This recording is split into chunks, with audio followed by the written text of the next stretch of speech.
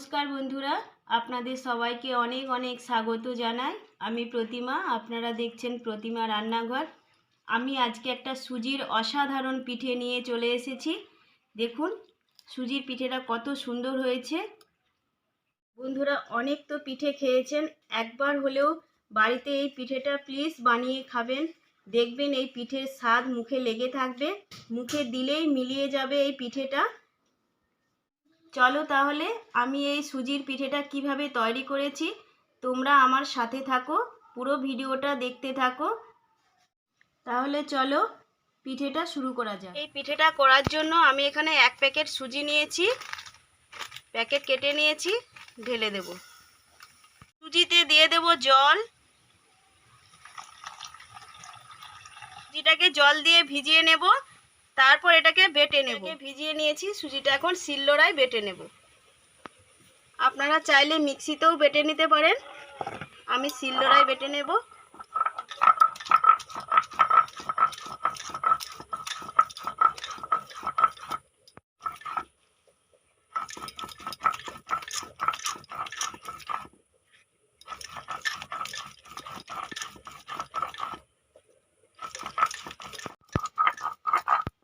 দেখুন সুজিটা আমি সব শিলনোড়ায় বেটে নিয়েছি, সব আমার বাটা হয়ে গেছে, তুলে নেব।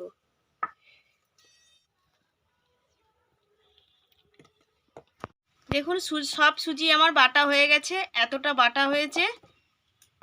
এতে দিয়ে দেব স্বাদ মতো লবণ, দিয়ে দেব নারকেল কোড়া। কোড়া দিয়ে সব কিছু আমি ভালো করে মেখে নেব। অল্প অল্প করে জল দিয়ে একটা ঘনত্বের বেটার বানিয়ে নেব। একসাথে বেশি জল দিলে হবে না। মেখে নিয়েছি, দেখুন এইরকম ঘন আছে। বেটারটা আমার মাখানো হয়ে গেছে।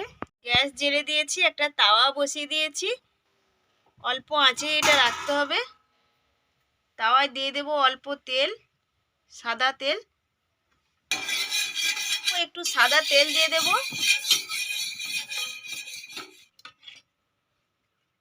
এরকম হাতার চামচ নিয়েছি, এই চামচে করে বেটারটা তুলে দিয়ে দেব। আর এক ডাবু দেব। একটা পিঠে আমার হয়ে গেছে, ওপরে শক্ত হয়ে গেছে। এই পিঠেটা হয়ে গেছে, পাট পাট করে নেব। একটা পিঠে আমার হয়ে গেল, তুলে নেব। আবার কড়াই দিয়ে দেব অল্প সাদা তেল।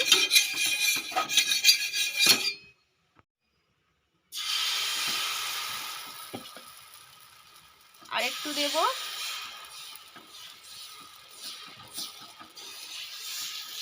তো আমার হয়ে গেছে, ওপরে দেখুন শক্ত হয়ে গেছে। যে একটা পিঠে আমি তৈরি করে রেখেছিলাম সেটা এর ওপরে দিয়ে দেব। এর উপরে দিয়ে এই পিঠেটার একটু ভালো করে শক্ত শক্ত করে পাট করতে হবে, টাইট করে, যেন লুজ না হয়ে যায়। এই পিঠেটা আমার হয়ে গেছে, তুলে নেব। আবারও কড়াই দিয়ে দিলাম অল্প সাদা তেল।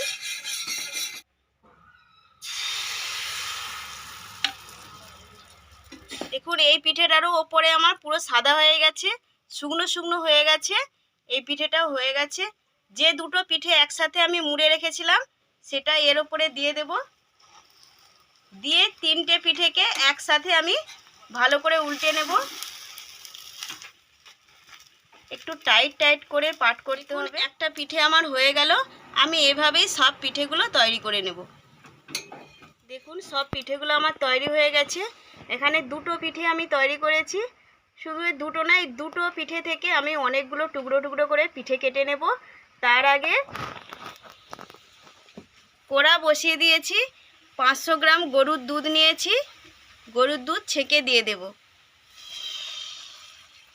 গরুর দুধটা একটু ফুটে ঘন হতে থাক, ততক্ষণে আমি পিঠেটা টুকরো টুকরো করে কেটে নেব।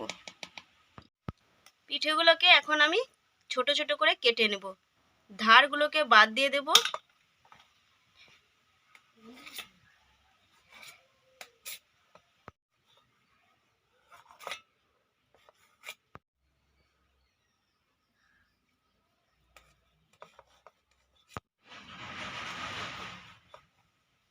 দেখুন দুটো পিঠে থেকে আমি কতগুলো টুকরো টুকরো করে পিঠে কেটে নিয়েছি ছোট ছোট করে।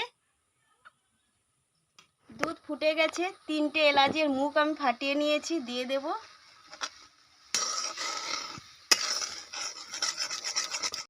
দুধ ফুটে গেছে, দুধে দিয়ে দেব চিনি।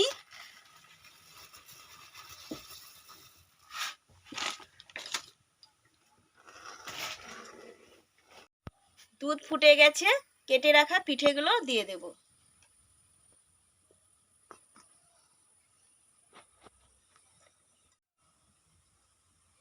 পিঠেগুলো দিয়ে বেশিক্ষণ ফোটাবো না, মিনিট খানেকের মতো ফুটিয়ে নেব, তারপর লাবিয়ে দেব। তারপর আপনাদের কাছে ফিরে আসছি। দেখুন বন্ধুরা, এই সুজির পিঠেটা আমার হয়ে গেছে। দেখুন কত সুন্দর হয়েছে পিঠেটা।